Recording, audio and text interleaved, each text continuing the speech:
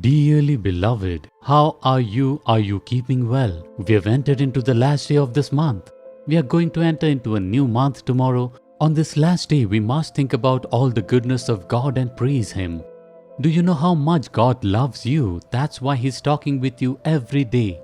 What a great privilege when He talks with you every day. So do you know why God loves us so much and talks with us?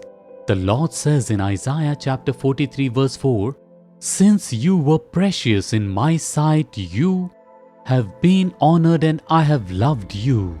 My son, my daughter, you are precious in my sight. I love you."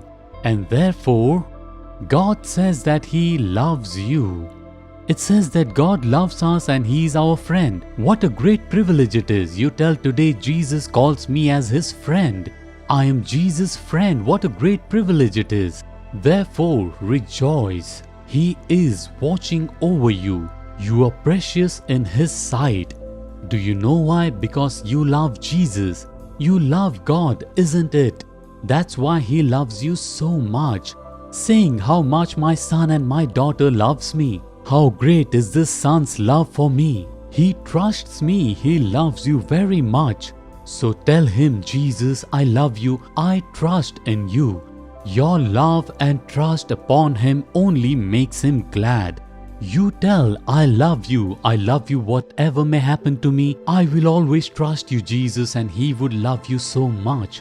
Therefore, He will be with you and guide you not only today but also in next month, through this year and all through your life. Dear Father, I love you. I believe in you. Great is your love for me.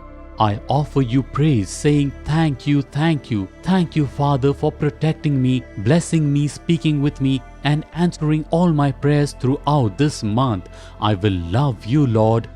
Trust you forever. I love you so much because your love for me is greater than mine. Thank you, thank you. I offer you this sacrifice of praise in the name of Lord and Savior Jesus Christ. Amen, amen.